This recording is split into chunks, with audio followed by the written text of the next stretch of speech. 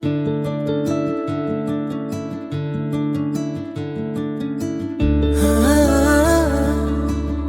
அப்பாவும் மகனும் சாலை ஓரத்துல ஒரு சின்ன பழக்கடையை வச்சிட்டு இருந்தாங்களாம். ஒரு நாள் அவங்க அப்பா மகன் கிட்ட, நான் வீடு வரைக்கும் போயிட்டு வரேன், அது வரைக்கும் கடையை நீ பார்த்துக்கோ அப்படின்னு சொல்லிட்டு கிளம்புனாராம். அவனும் கடையை பார்த்துட்டு இருந்தானா. அப்போ திடீர்னு அங்க ஒரு குரங்கு வந்து சில பழங்களை திருடிக்கிட்டு ஓடிச்சான். இதை பார்த்த அவனும் ரொம்ப கோபமாகி அந்த குரங்க துரத்திக்கிட்டே போனானா. அப்போ அந்த ஆள் இல்லாத பழக்கடையில் இன்னும் சில குரங்குகள் வந்து அந்த கடையில் இருந்த பழங்கள் எல்லாத்தையும் கீழே தள்ளி விட்டு அந்த கடையே நாசம் பண்ணிட்டு இருந்துச்சான்.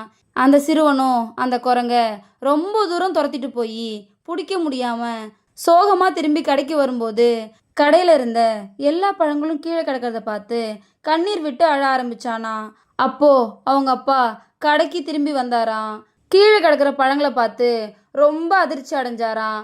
உடனே அப்பா பையனை பார்த்து என்ன ஆச்சு அப்படின்னு கேட்டாராம்.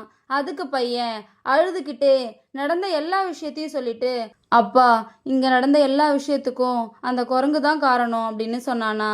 இதை கேட்ட அவங்க அப்பா அவனை பார்த்து, நடந்த எல்லா விஷயத்துக்கும் காரணம் குரங்கு மட்டும் இல்லை, நீயும் ஒரு வகையில காரணம்தான்.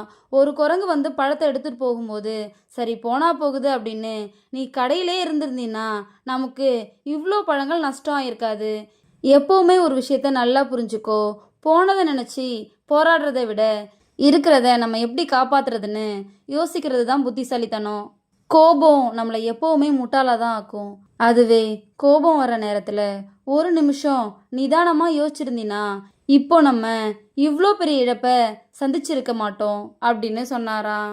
இதோட இந்த கதை முடிஞ்சிச்சு. ஒரு நாள் காட்டுல ஒரு சிங்கம் தூங்கிட்டு இருந்துச்சான். அப்போ அங்க வந்த ஒரு எலி சிங்கத்து மேல ஏறி குதிச்சு விளையாடுச்சான். இதனால சிங்கம் தூக்கத்துல இருந்து முழிச்சுக்குச்சான். கோபத்துல அந்த எலியை பிடிச்சி, நீ எனக்கு இன்னைக்கு மதிய உணவா ஆக போற அப்படின்னு கத்துச்சான். உடனே எலி சிங்கத்துக்கிட்ட, என்னை மன்னிச்சிடுங்க, நான் தெரியாம உங்க மேல ஏறிட்டேன், என்னை சாப்பிட்றாதீங்க, இன்னைக்கு நீங்க என்னை கொல்லாம விட்டா என்னைக்காவது ஒரு நாள் உங்களுக்கு என்னோட நன்றியை திருப்பி செலுத்துவேன் அப்படின்னு சொல்லிச்சான். அதுக்கு சிங்கம், இவ்வளோ சின்ன உடம்ப வச்சுக்கிட்டு நீ எனக்கு உதவி செய்ய போறியா அப்படின்னு எலியை பார்த்து ஏளனமா சிரிச்சிட்டு போனா போகுதுன்னு எலியே கொல்லாம விட்டுச்சான். கொஞ்ச நாளுக்கு அப்புறம் அந்த சிங்கம் ஒரு சின்ன கறி துண்டுக்கு ஆசைப்பட்டு வேடன் வச்சிருந்த வலையில மாட்டிக்கிச்சான். வலையில மாட்டின சிங்கம் பயங்கரமா கர்ஜித்து அழுதுச்சான். அந்த சின்ன எலி சிங்கத்தோட சத்தத்தை கேட்டு அந்த இடத்துக்கு வந்துச்சான். சிங்கம் வலையில மாட்டிட்டு இருக்கிறத பார்த்துட்டு உடனே அந்த வலைய தன்னோட பல்லால கடிச்சு சிங்கம் தப்பிச்சு போறதுக்கு உதவி பண்ணுச்சான்.